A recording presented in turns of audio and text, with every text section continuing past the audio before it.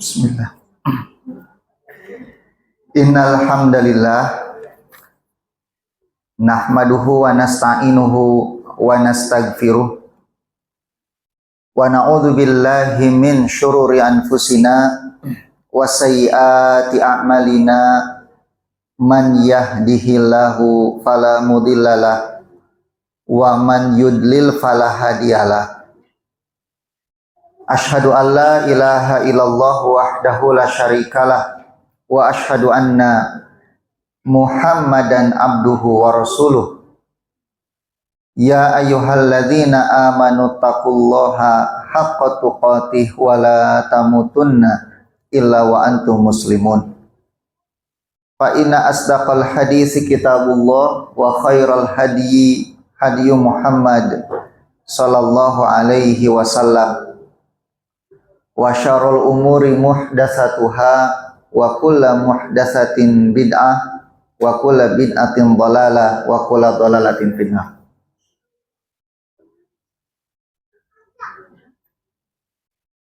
Ibu-ibu araya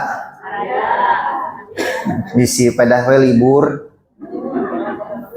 biasana sok ngiring libur. Alhamdulillah liburana ka pangaosan dinten ieu mah. Mohon daripada ka alun-alun nyiepkeun artos bari jeung seueur juri di ditu mah. Juri ngiliwuri nya mending ka pangaosan. Hari ini kajian pertama kita di tahun 2025 masih dalam kitab 40 hadis tentang keutamaan la ilaha illallah, dan kita masuk di hadis yang ke-6. Saya sudah minta ke ibu panitia nanti untuk flyer berikutnya supaya nomor-nomor hadisnya itu dicantumkan ya, karena saya suka lupa. Masalahnya kajiannya sebulan sekali. Dan kitab ini saya bahas di beberapa tempat gitu, jadi suka lupa untuk tempat ini nomor berapa.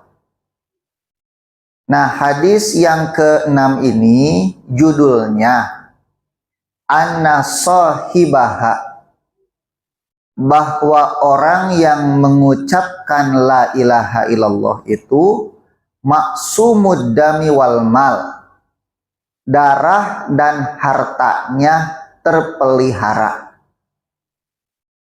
Maksudnya orang yang mengucapkan la ilaha illallah kemudian dia kufur kepada sesembahan selain Allah, maka dia ahli kiblat atau seorang muslim yang darahnya tidak boleh ditumpahkan tanpa alasan yang dibenarkan. Artinya nanti ada alasan-alasan yang dibenarkan yang membolehkan seorang muslim ditumpahkan darahnya. Tapi itu pengecualian, artinya kasus. Nah, kita berbicara hukum asal. Selama tidak ada faktor-faktor yang membolehkan seorang muslim ditumpahkan darahnya, maka haram darahnya tertumpah. Sampai Nabi mengatakan, andai kata Ka'bah itu hancur atau dihancurkan per batunya, batu-batunya, itu lebih mudah, lebih ringan di hadapan Allah daripada tertumpahnya darah seorang muslim. Nah, ini peringatan bagi mereka yang begitu mudah mengkafirkan sesama muslim. Karena mengkafirkan seorang muslim artinya menghalalkan darahnya, menghalalkan hartanya, bahkan menghalalkan kehormatannya.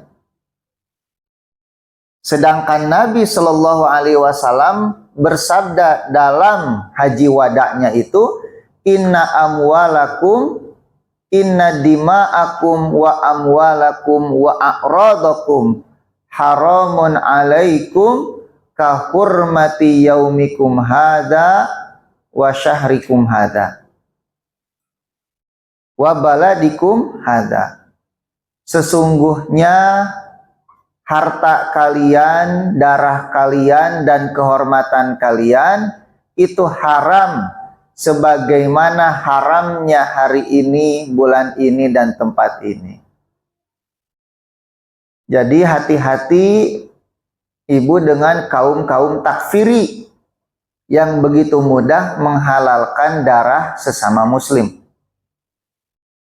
Dan kaum-kaum takfiri itu banyak berkeliaran di sekeliling kita. Bahkan ada yang terorganisir dan diakui pemerintah. Padahal bukti mereka mengkafirkan muslim di luar golongan mereka itu sangat banyak. Di antaranya LDII, Lembaga Dakwah Islam Indonesia, itu jelas takfirinya. Selama ini yang selalu dipermasalahkan NII gitu ya. Dalam skala internasional ada ISIS. Mereka takfiri.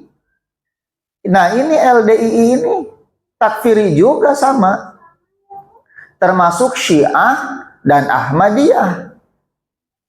Dai Ahmadiyah mah jeung Syiah memang jelas bukan Islam ya.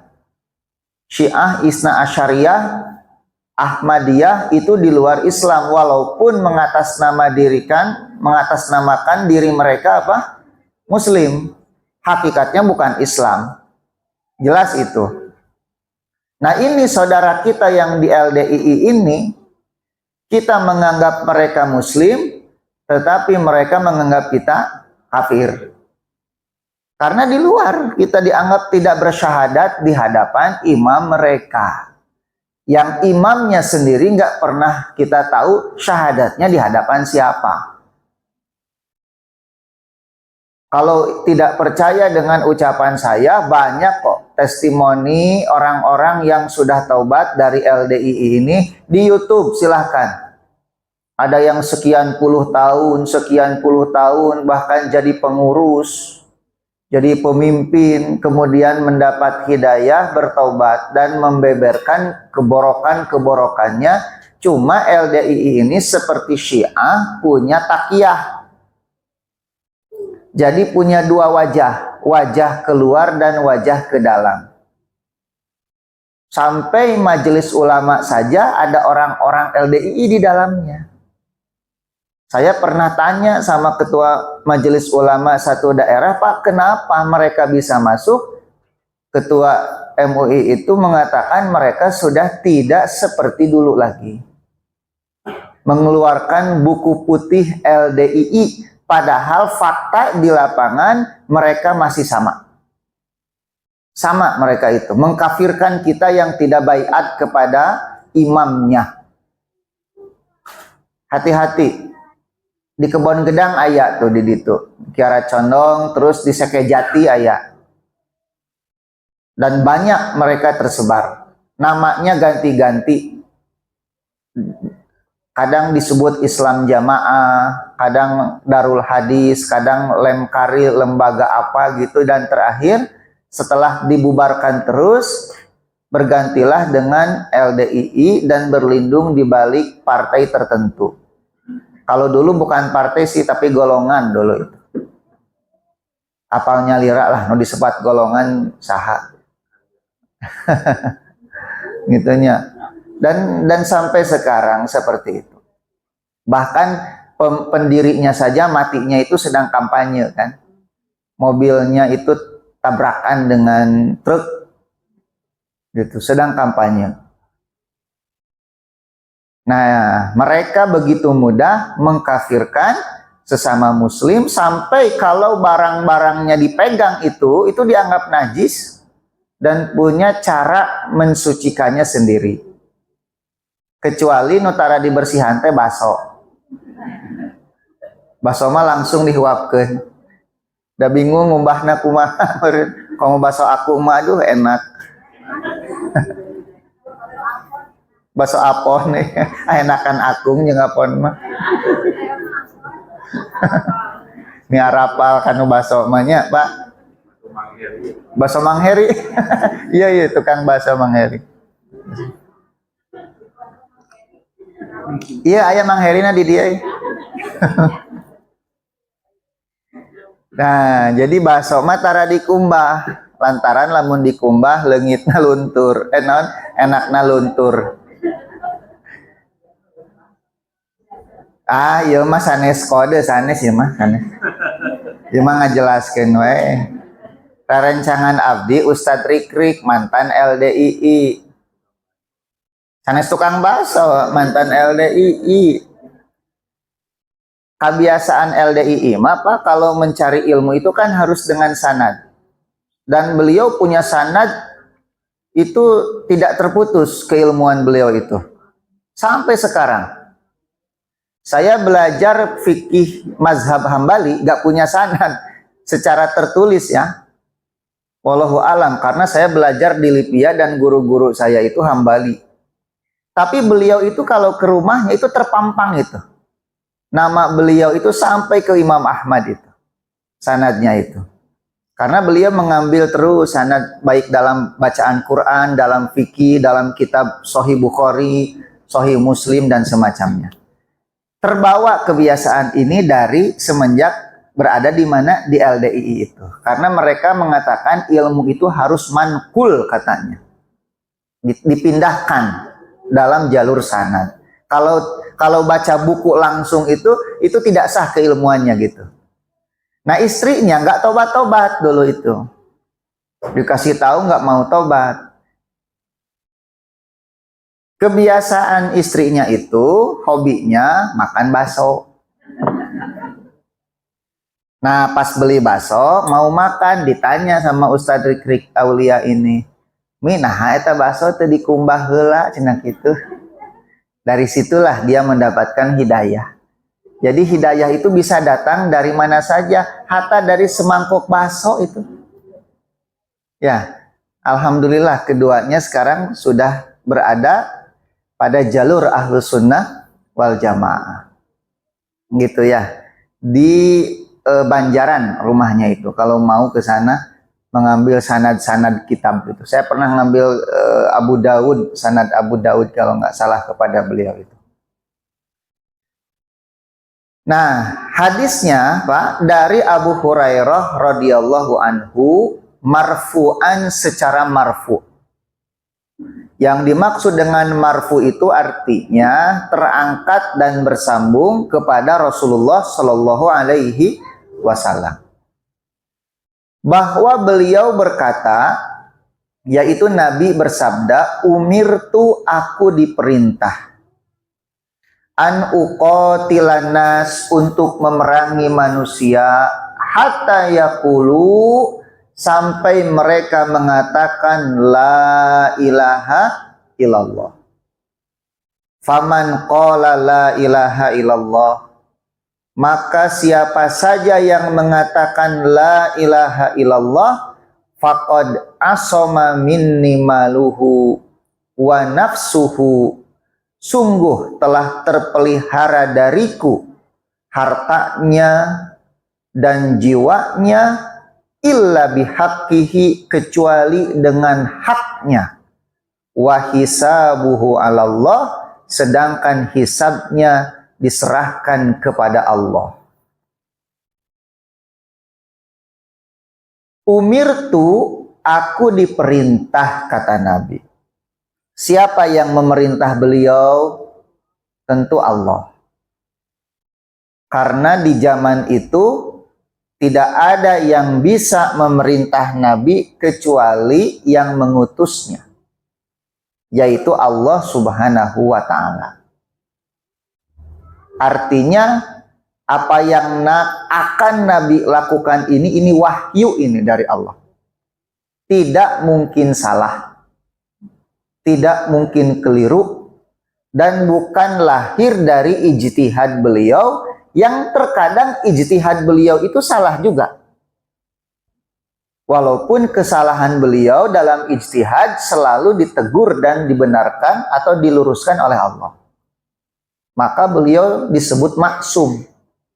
Jadi kesalahan Nabi itu tidak dibiarkan.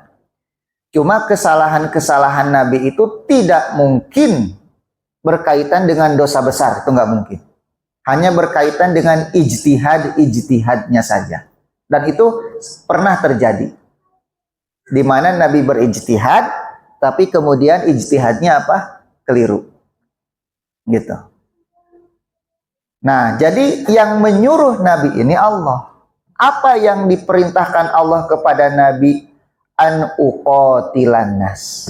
Untuk memerangi an-nasa, manusia. Yang dimaksud manusia di sini adalah orang-orang kafir. Bedakan antara uqatila dengan aktula. Ini beda. Kalau aktula itu membunuh artinya. Dan Nabi tidak berkata seperti itu. Aku diperintahkan untuk membunuh manusia. Atau itu mah teroris. Pantas kalau Islam mendapatkan cap teroris kalau mengajarkan untuk membunuh manusia. Tapi Nabi mengatakan memerangi, dan memerangi itu tidak mesti apa? Membunuh. Contoh misalnya, kalau kita sedang sholat, ada orang lewat di depan. Ya, kata Nabi, falyuqatilhu, hendaklah perangi orang yang lewat itu. Bukan falyaktulhu. Kalau falyaktulhu, bunuh dia. Kersolat ngaliwat paihan cekek orang teh. Ya pantas disebut teroris ke. Tetapi kata Nabi falyuqatilhu, maksudnya apa? Perangi di sini, dorong dia supaya tidak lewat di tempat kita sujud. Nah, jadi uqatil itu tidak mesti membunuh, walaupun maknanya memerangi. Gitu. Nah, pertanyaannya, apa yang dimaksud memerangi di sini? Maksudnya adalah jihad. Gitu ya. Maksudnya adalah jihad. Naon ari jihad teh? Sanes ngaji poe Ahad sanes. Namun ngajina poe Senin jadi naon atuh? Jineh. Ya. Jadi yang dimaksud jihad itu dari kalimat jahada yajhadu. Jihadan. Memiliki akar kata yang sama dengan ijtahada yajtahidu ijtihadan. Akar katanya sama. Kalau jahada yajhadu itu sendiri artinya mengerahkan kemampuan. Mengerahkan kemampuan. Itu jahada yajhadu. Kalau ijtihad itu sama mengerahkan kemampuan, tapi konteksnya dalam keilmuan. Itu ijtihad. Nah, sedangkan jihad mengerahkan kemampuan, konteksnya dalam memerangi orang kafir. Jadi satu akar kata semua. Baik jihad atau ijtihad. Sama-sama dari kalimat jahada yajhadu. Hanya yang satu mengerahkan kemampuan dalam bidang ilmu, yang satu lagi mengerahkan kemampuan dalam bidang militer. Tapi kedua-duanya memiliki peran yang sangat krusial di dalam tegaknya agama Islam. Makanya para ulama mengatakan Islam ini tegak dengan dua hal. Dengan tintanya para ulama dan darahnya para syuhada. Satu saja hilang dari dua unsur ini, Islam ini bisa hancurin, hilangin. Gak akan sampai kepada generasi setelahnya. Makanya agama ini sampai kepada kita tidak lepas dari peran dua unsur ini. Tintanya para ulama, maksudnya ilmu, dan darahnya para syuhada. Gitu. Nah, kira-kira dari dua hal ini kita masuk kepada yang mana?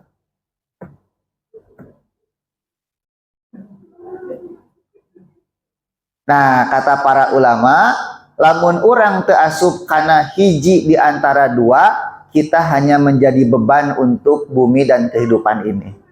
Kasih karena orang mah eta nu katilu.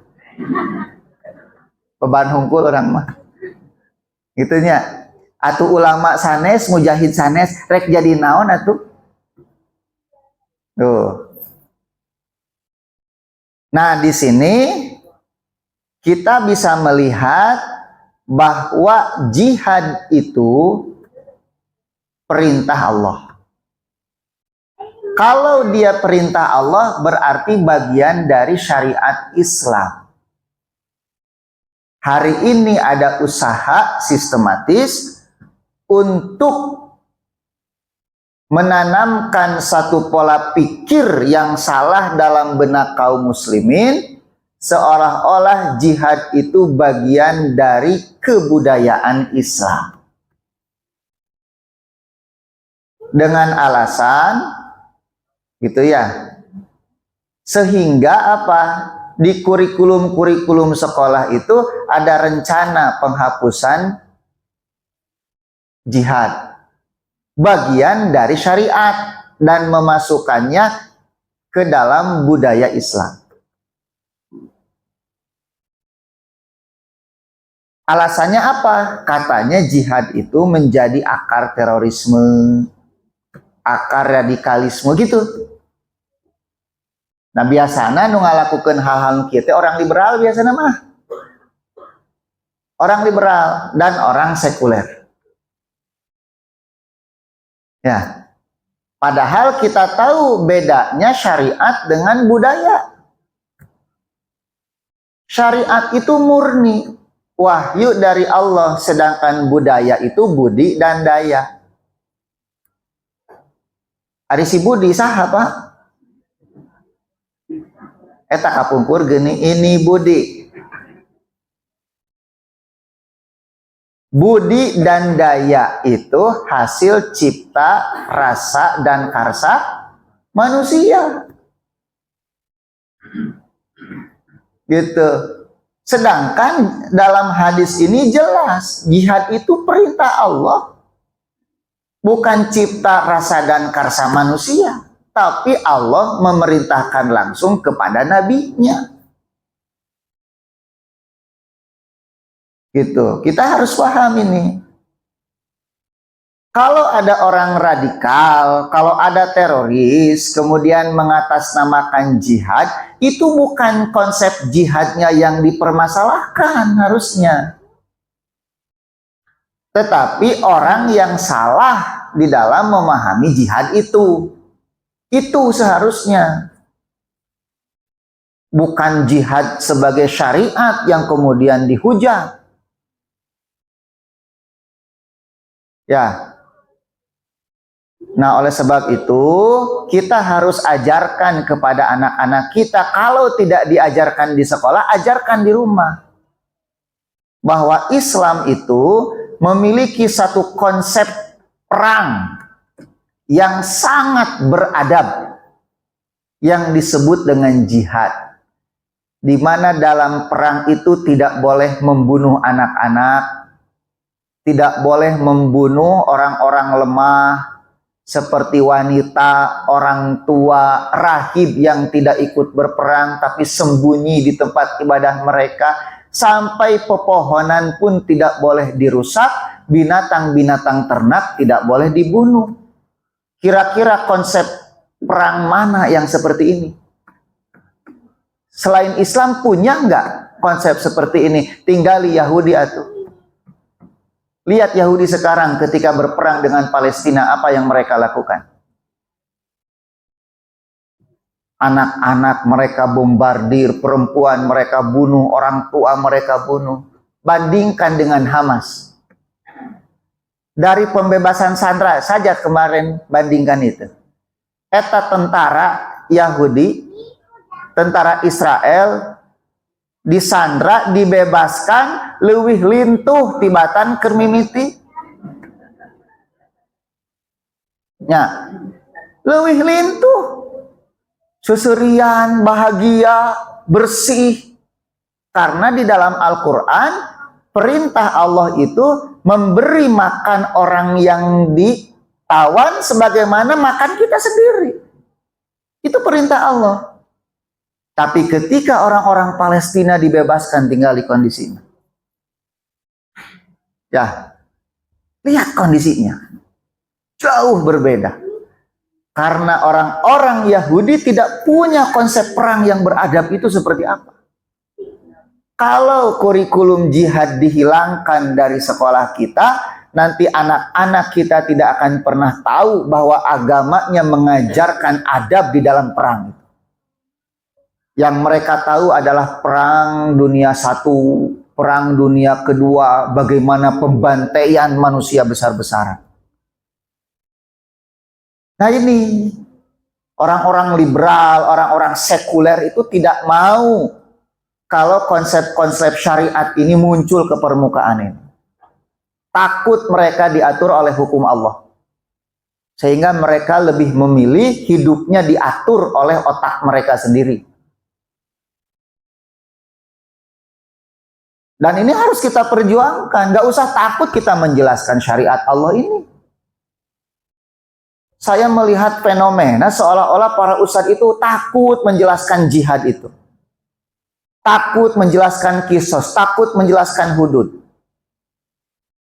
Kalau ceramah ngomongnya poligami deui. Nu karari itu we nu digulung teh. Hal-hal yang seperti itu. Ya. Sehingga orang tuh lupa bahwa Islam tuh punya sebuah sistem tatanan kehidupan berbangsa dan bernegara gitu. Tidak hanya mengurusi individu atau mengurusi keluarga saja, enggak.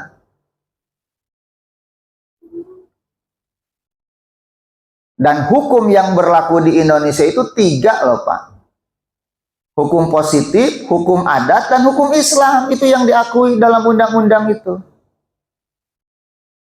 Jadi kalau umat Islam mau mengamalkan syariatnya seharusnya sesuai dengan keyakinannya kan gitu. Gak perlu dilarang harusnya.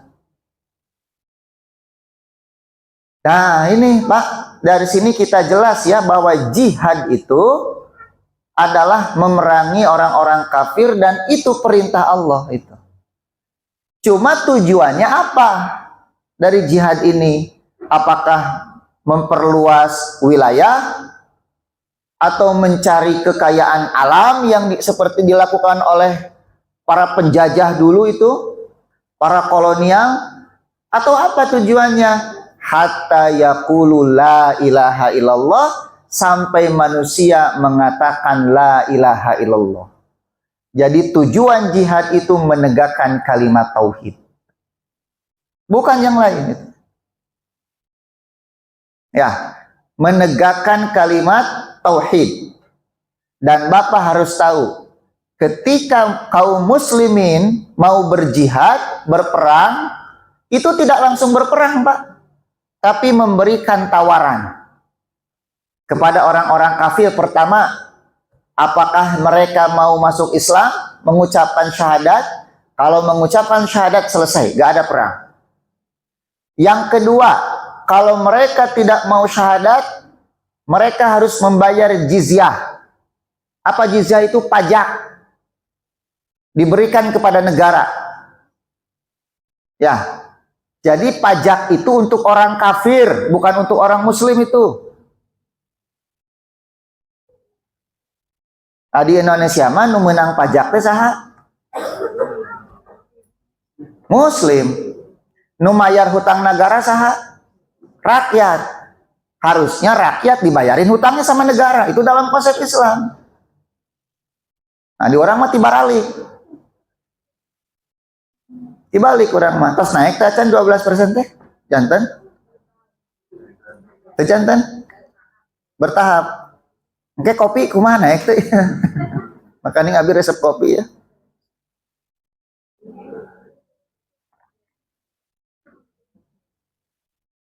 Ya, jadi hatta yaqulu la ilaha illallah. Nah, kalau tidak mau bayar, tidak mau syahadat, tidak mau bayar pajak, maka perang. Dan yang diperangi adalah mereka yang memperang saja.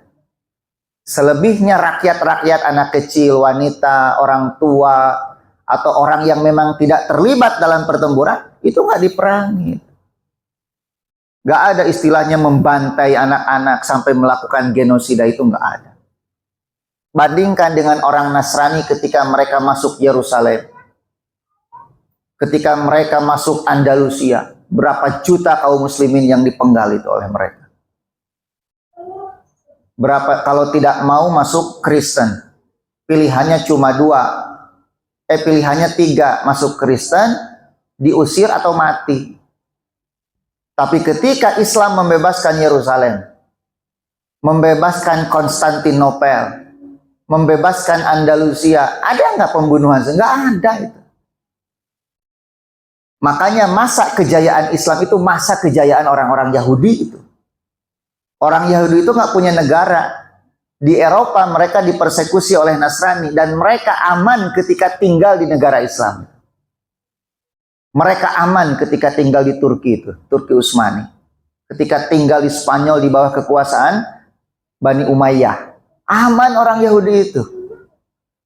Makanya orang-orang Yahudi ortodoks sekarang di Palestina itu nggak suka sama Zionis itu. Kenapa? Karena sebelum datang Zionis ke Palestina, hidup mereka itu tentram dengan orang-orang Islam di Palestina itu. Damai. Permusuhan itu terjadi setelah Zionis masuk dengan bantuan Inggris ke Palestina. Ya. Jadi tidak ada namanya negara Israel, itu nggak ada. Yang ada negara Palestina yang dijajah itu. Si Donald Trump rek mindahkeun 2 juta orang Gaza ke Indonesia, geus kapikir, geus kapanggih tujuanana naon eta. Ngusir sebetulnya. Ngarah engke Gaza teh dieusian ku orang-orang Zionis gitu. Emang aja eta. Tungtungna leungit ayeuna wae dina peta tidak ada nama Palestina tuh. Yang ada namanya apa? Israel. Sok lihat di maskapai-maskapai itu, kalau ada peta dunia itu nggak ada sekarang, di Google nggak ada itu.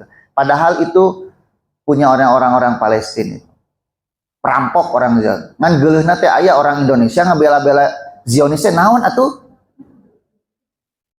Irung pegek. Da teh siga atuh. Ya. Apa untungnya itu mereka itu kayak si Abu Janda dan semacamnya itu. Kemudian si Monik itu yang perempuan itu bela-bela Yahudi. Tadi menang naon sih ti Yahudinya ti Zionis? Sigana mah pulusnya. Pasti ada itu dana-dana kampanyenya itu. Termasuk aya Gus-Gus saha teh nu dina eta teh. Sarua ngabela. Pak, jadi jelas ya. Ketika diperintahkan jihad itu tidak serta-merta diperangi, ada step by stepnya, langkah-langkahnya itu. Ini harus dipahami kita sebagai muslim ini, jangan jahil kita dengan agama kita sendiri. Kemudian Nabi mengatakan, "Faman qala la ilaha illallah." Maka barang siapa yang mengatakan la ilaha illallah, faqad asoma minni maluhu wa nafsuhu, maka terpeliharalah dariku darah dan harta dan darahnya. Artinya tadi tidak boleh seorang muslim yang mengucapkan syahadat ditumpahkan darahnya. Tidak boleh.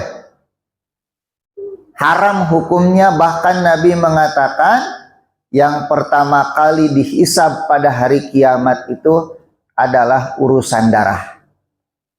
Dalam urusan muamalat. Bapak pernah mukul orang, orang itu berdarah. Seorang muslim dipukul oleh bapak berdarah. Nah, darah itulah yang nanti akan pertama kali dihisab oleh Allah. kenapa Bapak memukul orang itu sampai berdarah gitu.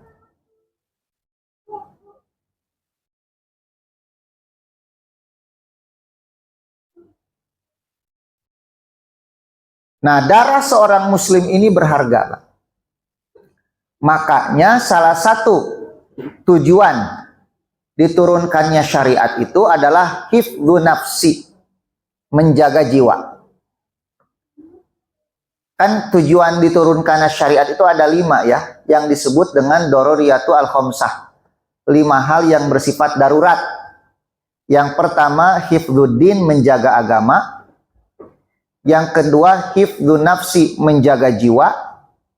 Yang ketiga, hifdzun nasal, menjaga keturunan. Yang keempat, hifdzul akli, menjaga akal. Yang kelima, hifdzul mal, menjaga harta. Ini urutannya mesti seperti itu. Karena urutan ini menunjukkan prioritas. Ya, menunjukkan prioritas.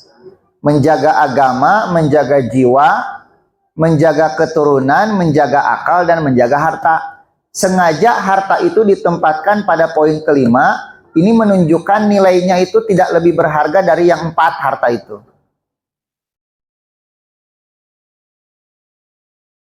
Nah, jadi di satu sisi Nabi disuruh berjihad. Dari jihad itu kan konsekuensinya mati, Pak, salah satunya itu. Makanya ada slogan Ishkariman Aumut Syahidan. Hiduplah dengan kemuliaan atau matilah dengan kesyahidan. Kan itu slogan seorang muslim itu. Nah, tapi kenapa gitu? Diperintahkan jihad sedangkan konsekuensinya mati, padahal salah satu tujuan syariat itu menjaga jiwa. Menjaga nyawa. Ini menunjukkan bahwa kalimat tauhid la ilaha illallah itu lebih berharga daripada nyawa kita. Ya. Jadi kalau Bapak diperintahkan murtad, Ibu disuruh murtad dan diancam bunuh. Kalau kamu tidak murtad, saya bunuh kamu. Milih mana? Milih murtad, milih maut? Milih maut. Ya, tapi kalau pura-pura murtad, sedangkan hatinya tetap beriman, boleh tidak? Boleh, cuma tidak utama. Sebagaimana yang terjadi kepada keluarga Yasir. Yasir dan Sumayyah, ayah ibu ini, memilih syahid. Dipaksa murtad gak mau. Tapi Ammar berpura-pura murtad. Walaupun hatinya penuh dengan keimanan. Maka Nabi mengatakan, sobron ya ala Yasir, fa inna mau'idakumul jannah. Sabarlah wahai keluarga Yasir, sesungguhnya tempat kembali kalian yang dijanjikan itu adalah surga. Gitu. Jadi kenapa jihad disyariatkan? Sedangkan di satu sisi kita diperintahkan menjaga nyawa, karena la ilaha illallah itu lebih berharga dari nyawa kita. Apapun kita berikan untuk menegakkan kalimat tauhid ini. Mata ulah pedit jang dakwah mah. Ya, jangan sayang memberi untuk dakwah itu. Ilmu kita, harta kita, tenaga kita, waktu kita. Itu jang dakwah itu teh, untuk menegakkan kalimat tauhid. Nah, itulah yang menyebabkan kenapa sahabat itu menjadi generasi terbaik. Karena sahabat mah apapun diberikan untuk menegakkan kalimat tauhid ini. Sehingga menjadi khairu ummatin ukhrijat linnas. Generasi terbaik yang dilahirkan untuk membimbing manusia.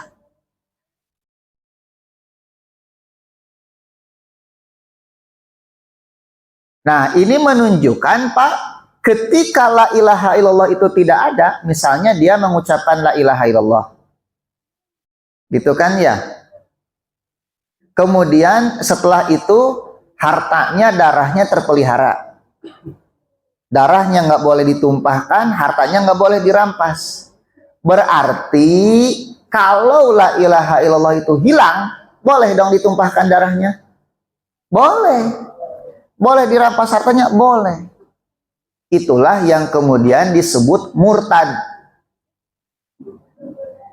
Gitu ya. Murtad itu artinya dia membatalkan kalimat tauhid yang pernah dia ucapkan. Dan penyebab murtad ini banyak.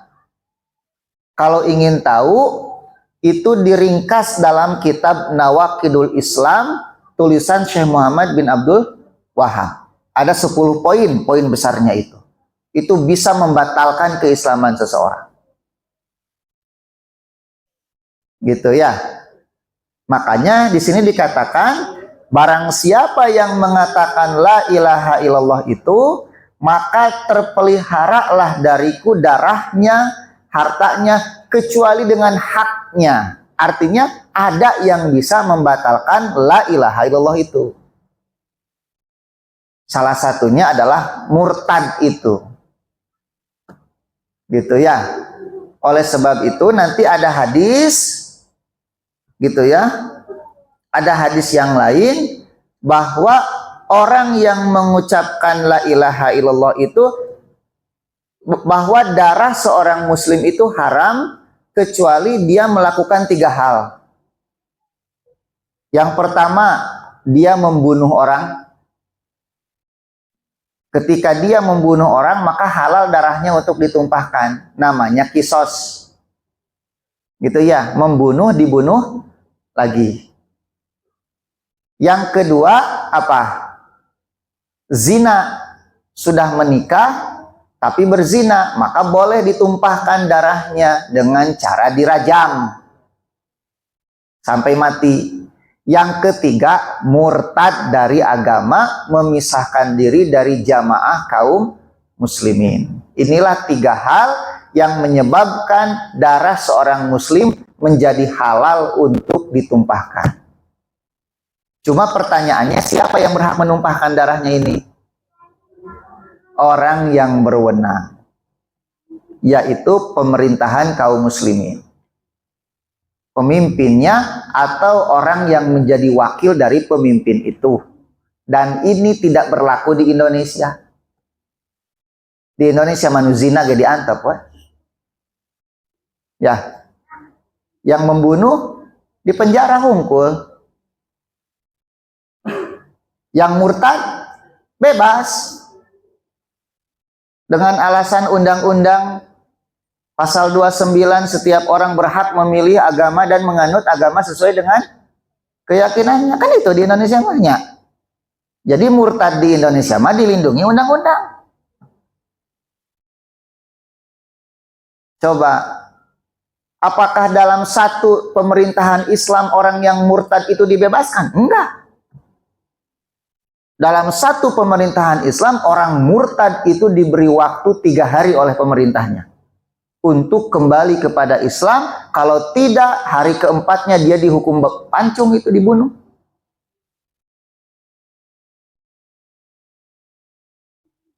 Ya. Jadi status negara kita itu apa tuh? Ustadz, kapan cina di Indonesia teh ditegakkan sholat 5 waktu? Iya, ditegakkan sholat 5 waktu, tapi kemusyrikan gak dipelihara. Murtad dibiarkan. Kekufuran merajalela. Makanya Bapak Wakil Presiden, mantan Wakil Presiden Pak Ma'ruf Amin itu mengatakan negara ini bukan negara Islam, tetapi negara Darul Misak, negara perjanjian. Setiap orang ngumpul di sini berjanji untuk hidup bersama di bawah Pancasila dan Bhinneka Tunggal Ika. Itu yang diucapkan Pak Yusuf Kala juga, diucapkan oleh Bapak Quraisy Shihab, sama semua berkata seperti itu. Nah, jadi Bapak Ibu yang dirahmati oleh Allah, kita harus jujur saja. Apakah cukup menilai satu negara Islam hanya karena berkumandang adan? Di Rusia ge adan berkumandang aja nama. Di Amerika pun sama, berkumandang bebas. Bahkan sholat saja sekarang boleh di ton apa itu? Ton apa itu yang town itu? Town square ya. Yang di tengah kota itu dibiarkan sama pemerintahnya. Coba dikaji lagi lah. Keilmuan kita ini dikaji lagi. Ya. Jangan sampai bermudah-mudahan di dalam menetapkan satu hukum itu. Nah, lalu bagaimana ada orang yang mengucapkan la ilaha illallah tapi hatinya kufur? Berarti kan nifak tuh. Cuma kan orang munafik ini kita nggak tahu ini. Maka kita diperintahkan menilai orang secara lahiriah saja. Maka Nabi mengatakan wahisabuhu 'alallah, sedangkan urusan hisabnya itu diserahkan kepada Allah. Urusan hatinya urusan Allah itu. Kita hanya diperintahkan secara lahiriah, orang ini mengucapkan la ilaha illallah, maka kita hukumi sebagai apa? Muslim. Kecuali nampak kemunafikannya itu. Sebagaimana Abdullah bin Ubay bin Salul dulu. Dia kan bersyahadat gitu ya. Mengucapkan engkau adalah Rasulullah, aku bersaksi. Tapi Umar curiga. Iya mah munafik cek Umar teh. Dari mana Umar curiga dia munafik? Ketika perang Uhud, dia menggembosi 300 orang untuk pulang, tidak ikut berperang. Dari 1000 orang yang datang ke medan perang, cuma 700 yang perang, 300-nya pulang lagi. Siapa yang memprovokasi? Orang ini. Ketika Aisyah diantar oleh Sofwan bin Mu'attal karena tertinggal di dalam safar, dia yang menyebarkan. Aisyah radhiyallahu anha berzina dengan Sofwan. Maka Umar, imam munafik, imam jelema. Ya Rasulullah, izinkan aku untuk memancung kepalanya ini.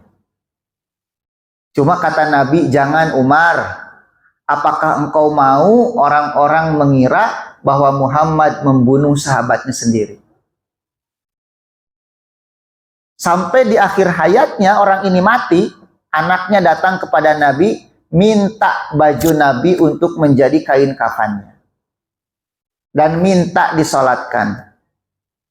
Nabi kasihkan bajunya.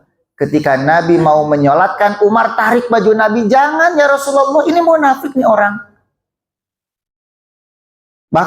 Di dalam ayat, ketika walaupun engkau istighfar untuk orang munafik 70 kali kan gitu, maka Allah tidak akan mengampuninya. Maka Nabi mengatakan berijtihad, kalau begitu aku akan beristighfar lebih dari 70 kali, kata Nabi.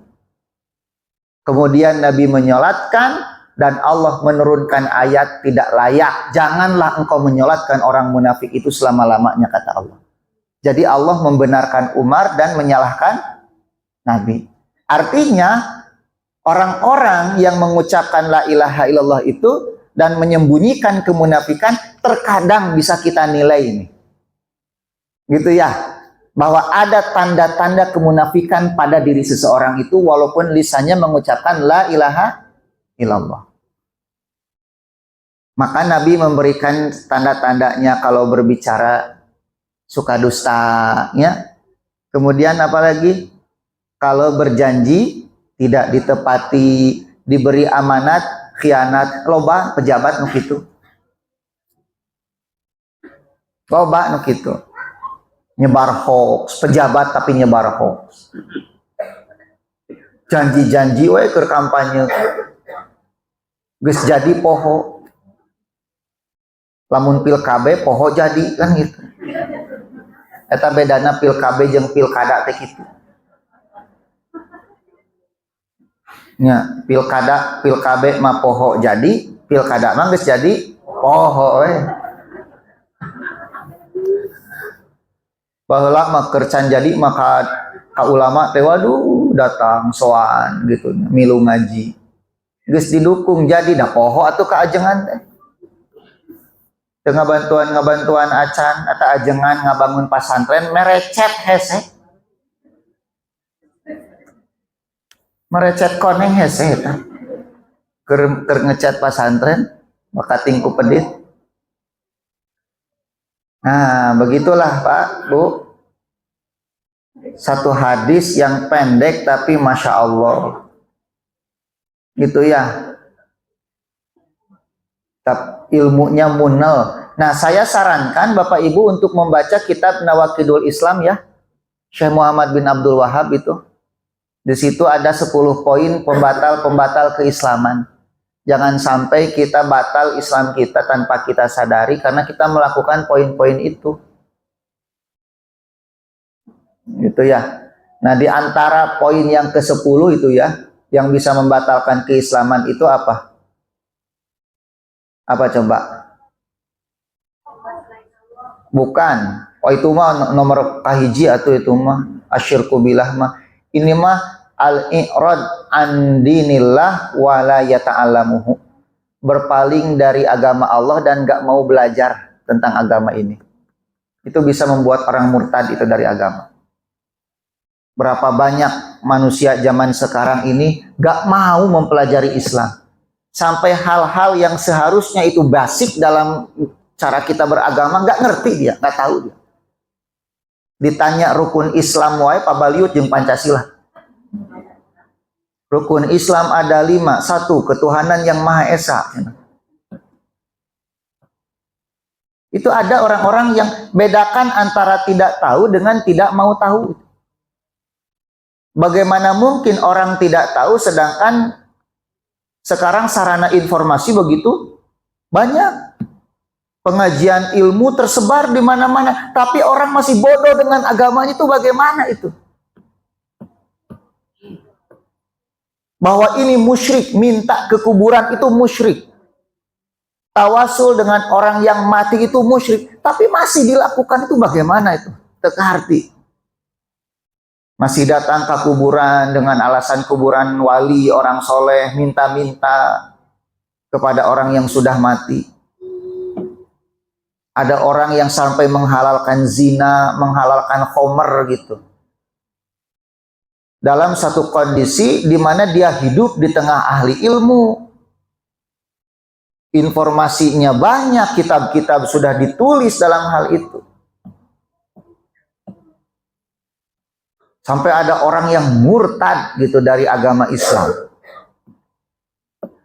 Nah, Bapak Ibu yang dirahmati oleh Allah, mudah-mudahan Allah senantiasa menjaga dan melindungi akidah kita ini dari kemusyrikan dan pembatal-pembatal keislaman yang lainnya. Wallahu a'lam bishawab. Kalau ada pertanyaan silakan.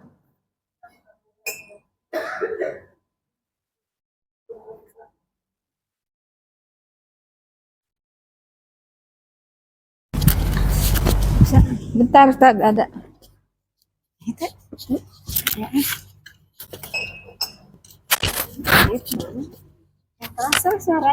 Bismillah, izin Ustaz. Mangga.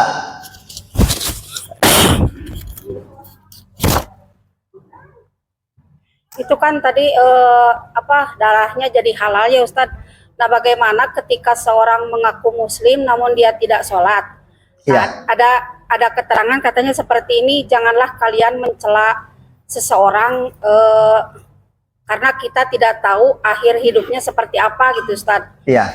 Terus yang kedua itu mengenai tadi ilmu yang ingin mempelajari itu, taruhlah saya istilahnya itu ke kajian kesana kesini gitu Ustaz. Cirinya yang tidak boleh didatangi, yang tidak bersanad itu seperti apa gitu Ustaz. Ya. Takutnya nanti kan salah gitu. Ya. Terus mengenai tadi itu yang LDI, saya pernah sholat di masjid ya, itu waktu itu kan nggak tahu. Setelah saya keluar itu lantainya sama karpetnya itu langsung dicuci Ustaz gitu. Saya juga pikir itu mah rahasia umum itu. Oh gitu. Saya pikir apa saya yang salah gitu bawa yang haram ke sana gitu, ke masjid gitu. Iya. Baru tahu sekarang gitu Ustaz. Iya. Syukran. Assalamualaikum warahmatullahi Waalaikumsalam wabarakatuh. warahmatullahi wabarakatuh. Yang pertama, kita melihat orang maksiat itu memang bukan tempat untuk dicela, tapi untuk dinasihati, amar ma'ruf nahi munkar. Itu yang Nabi ajarkan. Tapi kalau urusannya dengan sholat, orang tidak sholat, maka itu batal keislamannya. Jadi dari rukun Islam yang 5 itu ada 2 yang kalau ditinggalkan dia batal keislamannya, yaitu syahadat dan sholat. Kalau dia tidak sholat, maka dia harus bersyahadat kembali, kemudian melaksanakan sholat. Gitu, karena Nabi mengatakan pembeda antara kita dengan orang kafir adalah sholat. Kata Nabi, faman tarakaha faqad kafar.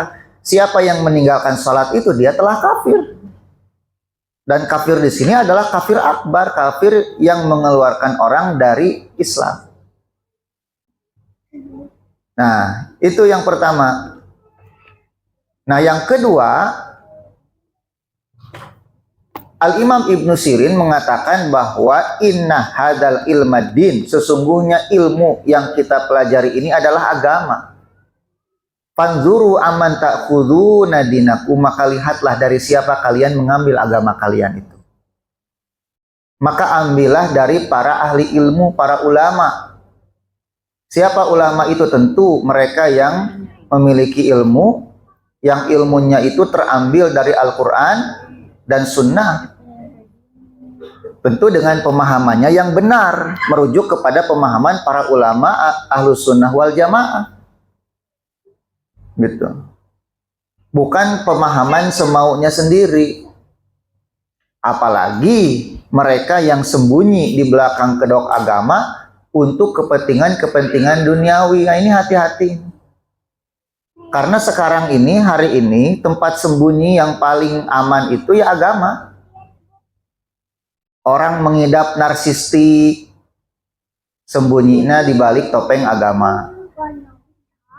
Orang gila hormat, orang gila popularitas, orang gila harta, gila kekuasaan, sembunyinya di balik agama. Bahkan pengidap pedofilia saja nyamar jadi ustadz. Karena memang tingkat kepercayaan masyarakat Indonesia kepada pemuka agama itu tinggi. Sehingga ada sebagian orang, oknum-oknum kan loba oknum nanti, menjadikan agama itu tempat bersembunyi untuk menyembunyikan identitas dan tujuan mereka yang sebenarnya. Dunia tujuannya. Maka carilah ahli ilmu yang tawabu, rendah hati, yang qanaah, merasa cukup dengan apa yang Allah berikan kepadanya. Gitu ya. Ahli ilmu yang tidak menjadikan agamanya sebagai topeng untuk tujuan-tujuan pribadinya. Ahli ilmu yang tidak gila popularitas. Lamun aya ahli ilmu beuki selfie kade. Saya tidak mengerti dengan ahli ilmu yang pagaweana selfie naon eta. Ayo selfie pagaweana teh. Itu apa tujuannya? Ya. Apalagi ahli ilmu yang kemudian begitu mudahnya mendiskreditkan ahli ilmu yang lain dan berkedok agama. Itu ada yang seperti itu. Membunuh karakter orang lain berkedok agama.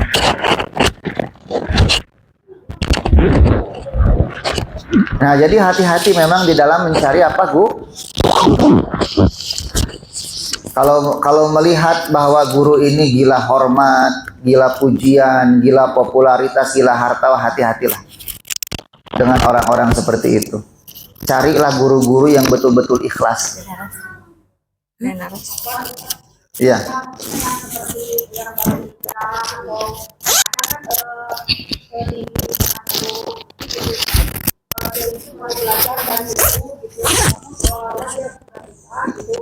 Ya termasuk berarti kan ahli ilmu itu orang yang mendalam pengetahuannya dalam Al-Quran dan sunnah. Sekarang ada orang membaca 1-2 buku tentang jantung misalnya. Ibu sakit jantung, ibu bade dioperasi ku anjeunna. Ya, itu urusan dunia. Apalagi ini urusan agama, urusan akhirat kita. Makanya kata Ibnu Sirin, lihatlah dari siapa kalian mengambil agama kalian. Ya, jadi bedakan antara orator, antara orang yang memang pintar dalam apa itu namanya itu, orasi gitu ya, ngobrol gitu, dengan ahli ilmu.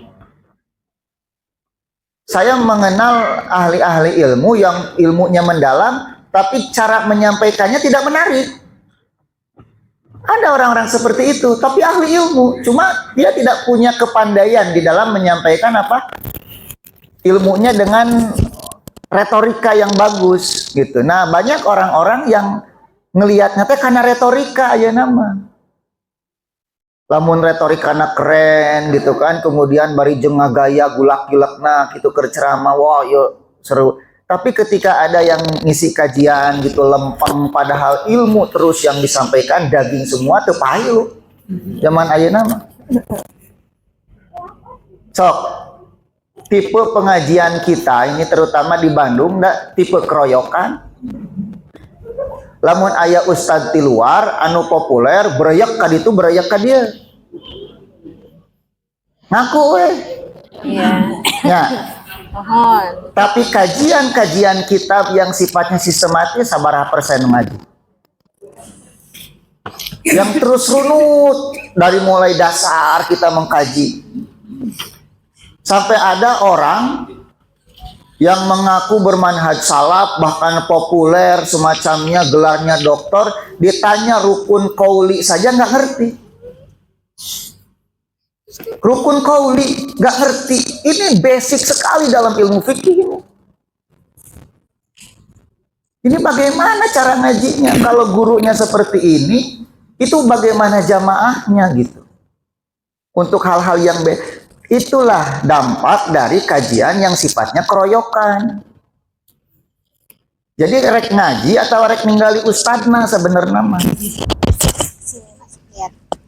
Sampai urusan-urusan basic, masalah fikih toharo, masalah tayamum, gak ngerti. Sampai ada orang naik pesawat umroh, di pesawat itu ada musolanya, kemudian arah kiblatnya jelas, kemudian ada air bisa berwudu, dah sholat sabari diuk atuh.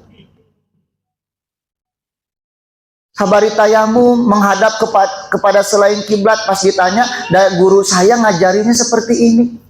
Ini bagaimana ini? Ini urusan-urusan basic di dalam urusan fikih saja nggak ngerti, karena ngajinya seperti itu di kita itu.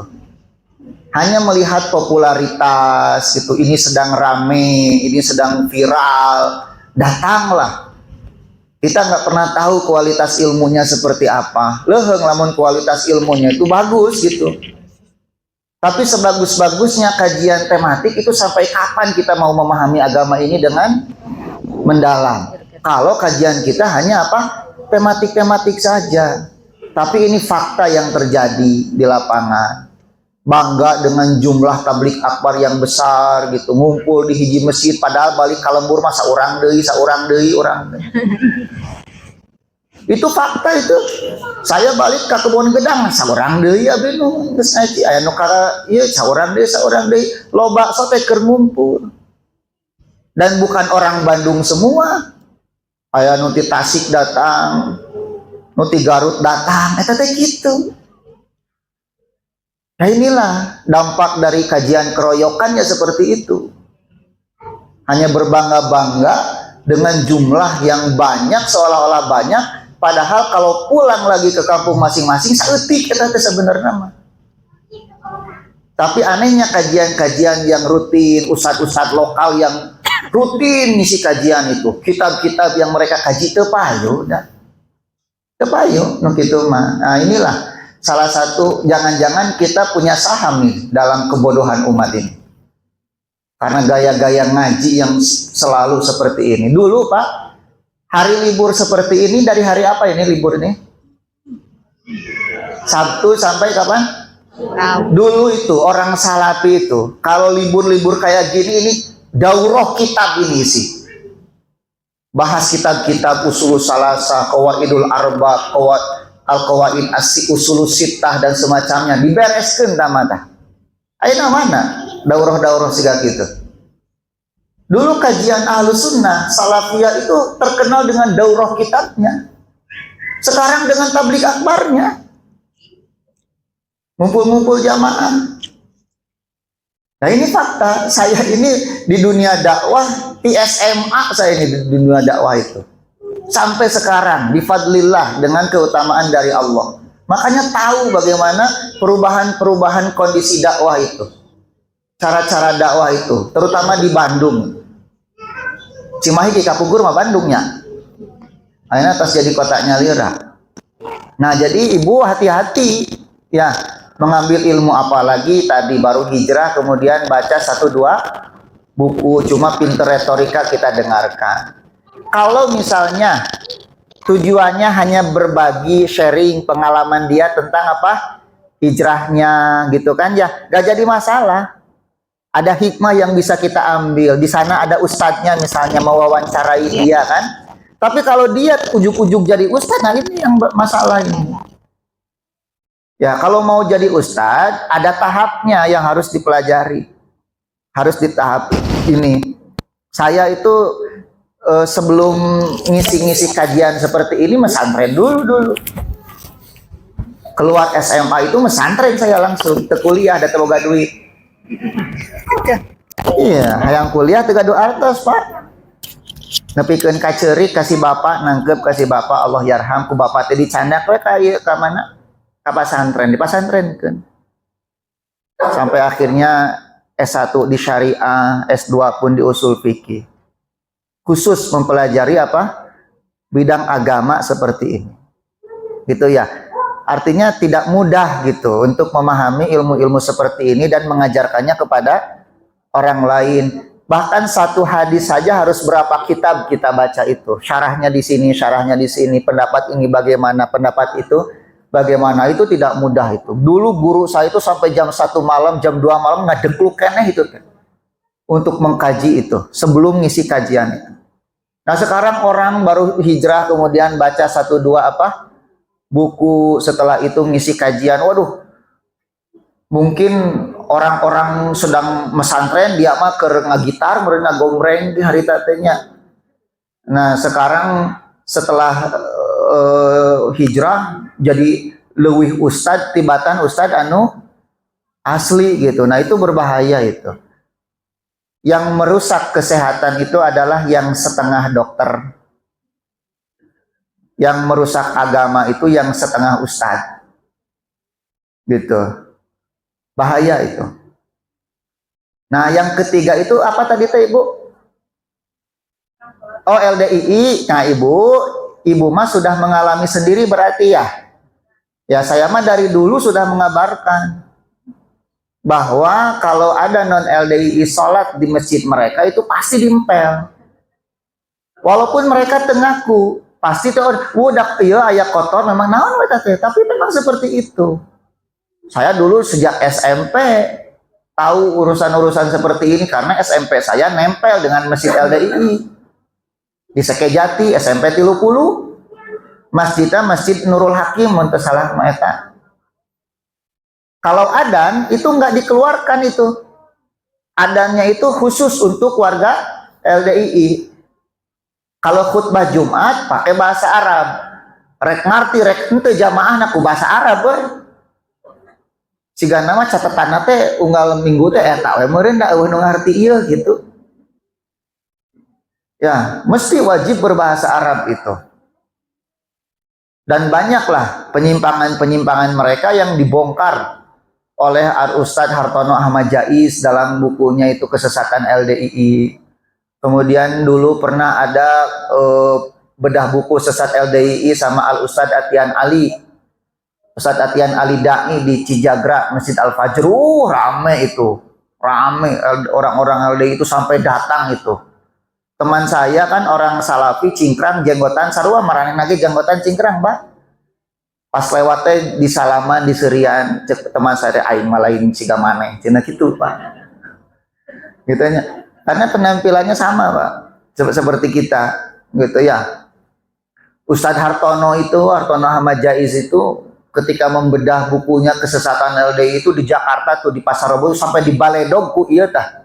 Ku gelas kejam mereka itu. Tidak bisa berhujah, main apa? Fisik. Dalilut, eleh dalil gelut. Itu orang LDI.